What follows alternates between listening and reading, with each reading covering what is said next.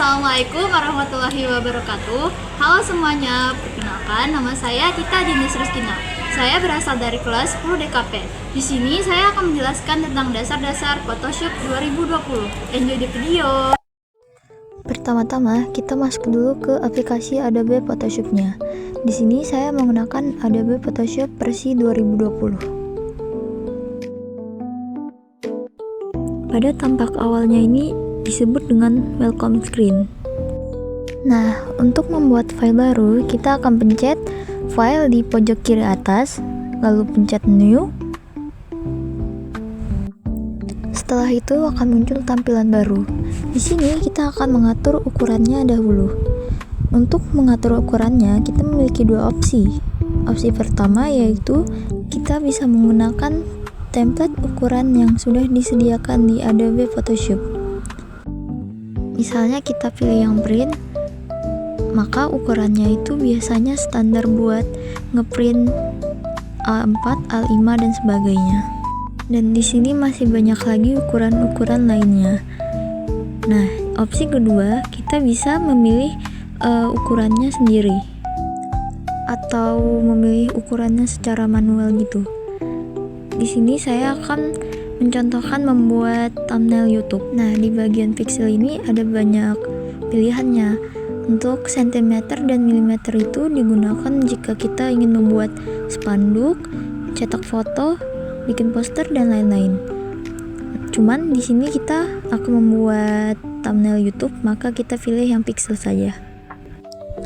Untuk thumbnail YouTube biasanya ukurannya adalah 1280 dikali 720.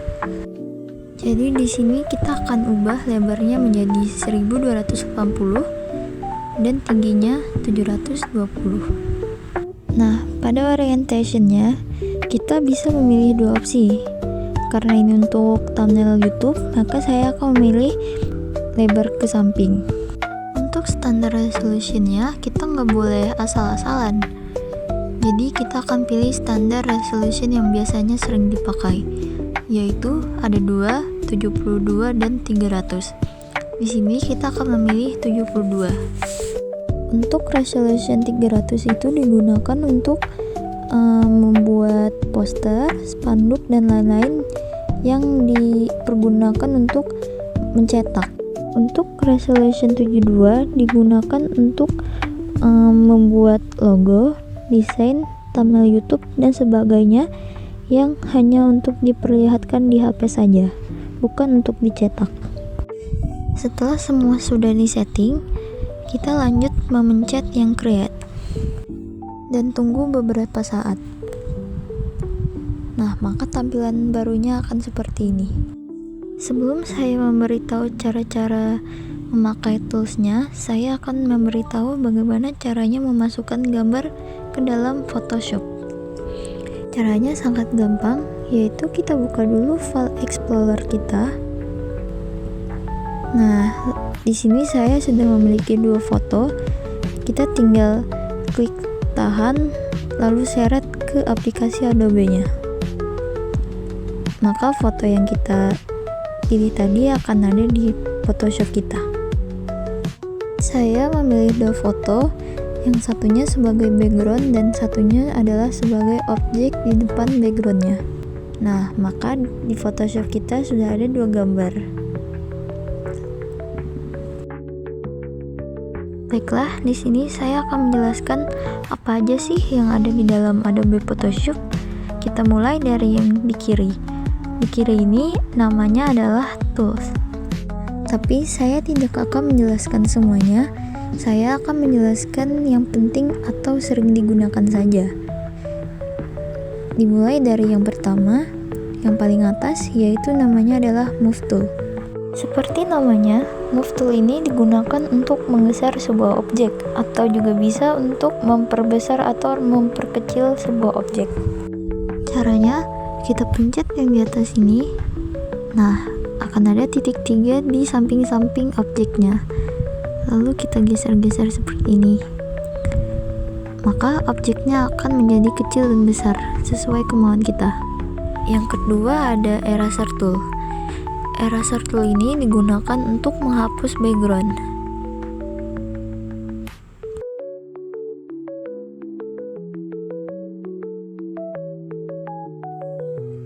Contohnya seperti ini.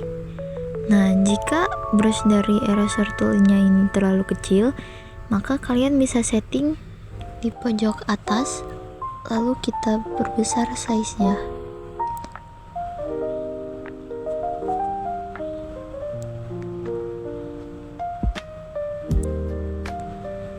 Nah, jadi brushnya akan lebih besar seperti ini. Di sini sudah saya hapus semua backgroundnya. Saya akan memindahkan objek kucingnya ke tempat yang saya inginkan agar lebih bagus. Mungkin saya akan taruh di pinggir kiri sini.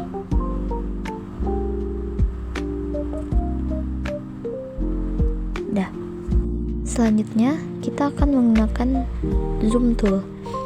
Zoom tool ini digunakan untuk zoom in objek agar lebih dekat seperti ini.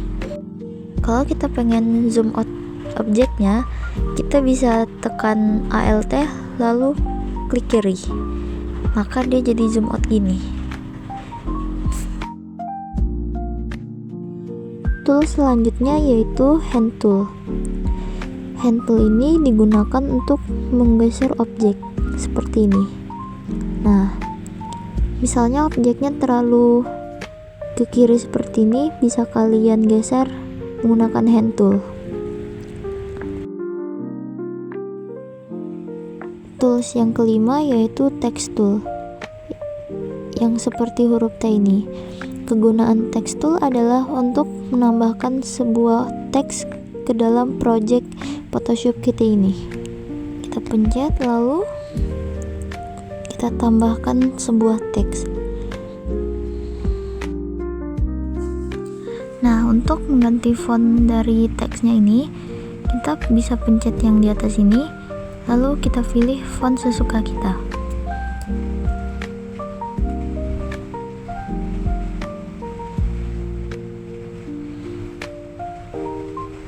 Saya pilih yang ini.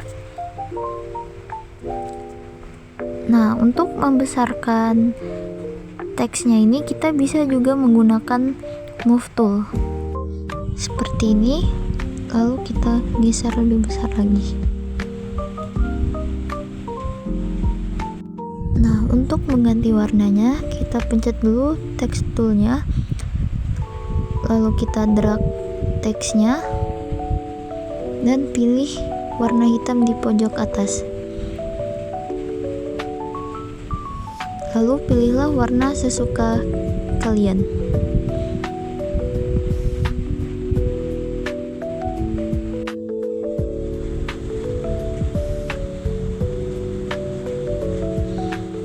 Di sini saya menggunakan warna biru muda. Dan di sini saya akan menggeser teksnya lebih ke bawah. Tool selanjutnya yaitu brush tool. Kegunaan brush tool adalah untuk membuat coretan atau sebuah hiasan seperti ini. Dan kita juga bisa menyesuaikan warnanya di kanan ini. Saya pilih warna putih, lalu akan berikan sedikit detail.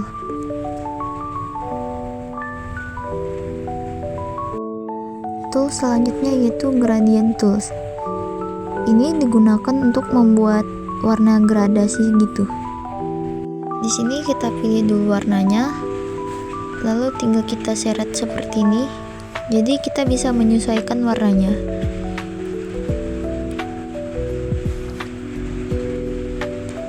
Kan saya ubah warnanya jadi agak ungu-unguan.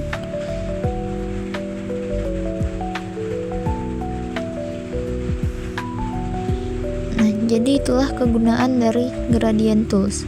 Bagi yang nanya gimana sih cara nge-undonya, jadi kita tekan CTRL dan juga Command Z secara bersamaan ya. Nah, maka akan menjadi undo seperti ini. Next yaitu eyedropper tools. Ini digunakan untuk menyeleksi sebuah warna dari sebuah objek. Jadi jika kalian tidak ingin susah-susah untuk mencari warna dari objeknya ini, kita tinggal pakai eyedropper tools aja.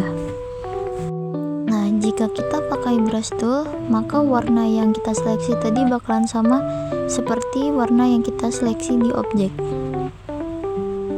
Selanjutnya yaitu yang ada di kanan samping kita ini, yaitu layers. Apa sih kegunaannya layers?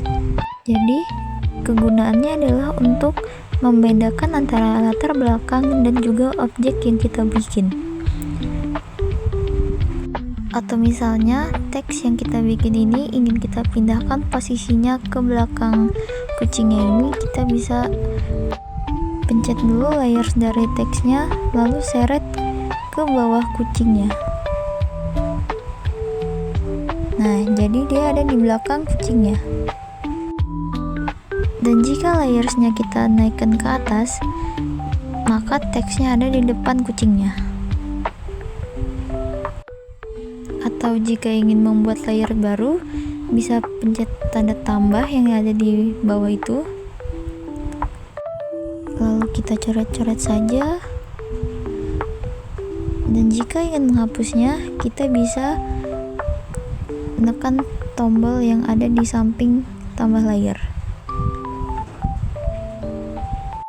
Jadi itulah kegunaan dari layers. Di sini kita juga bisa mengganti nama layersnya agar mempermudah kita dalam membuat projectnya, yaitu dengan klik kiri 2 kali, lalu saya akan ubah namanya menjadi background.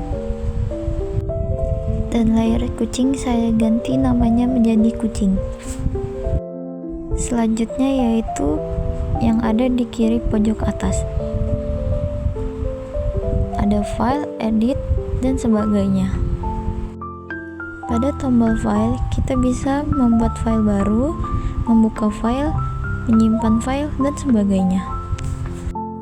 Pada bagian ini, saya akan membahas yang penting saja atau sering dipakai oleh orang-orang, yaitu filter ini. Filter memiliki beberapa fitur, yaitu diantaranya adalah di sini saya akan membuat backgroundnya menjadi blur. Kita pilih dulu layar backgroundnya, lalu kita pilih yang blur, lalu kita pilih yang motion blur. Nah, di sini kita bisa pilih mau seberapa blur, pencet OK, dan beginilah tampilan backgroundnya sekarang. Di sini saya akan menambahkan filter baru lagi pada backgroundnya. Pencet filter, lalu noise, add noise, lalu pencet OK. Dan beginilah hasilnya.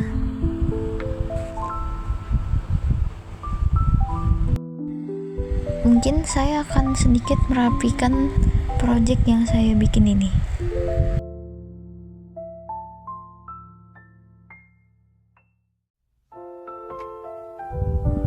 Dan inilah hasil akhirnya.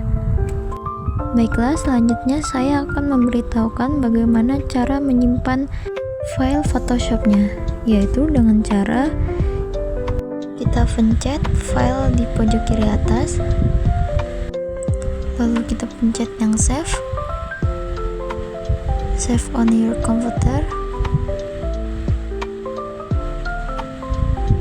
Nah, di sini kita pilih kita mau save di mana. Saya akan taruh di unduhan, lalu simpan. Di sini pastikan kita telah menyimpannya sebagai Photoshop. Simpan sebagai Photoshop dan kita simpan. Klik OK. Maka file Photoshopnya telah kita simpan. Untuk menyimpannya sebagai JPEG atau PNG, kita bisa pencet yang file, save as,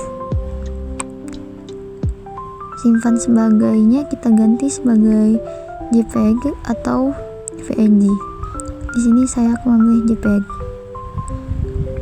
Simpan. Nah, di sini kita bisa pilih kualitasnya. Di sini saya akan memilih yang high saja.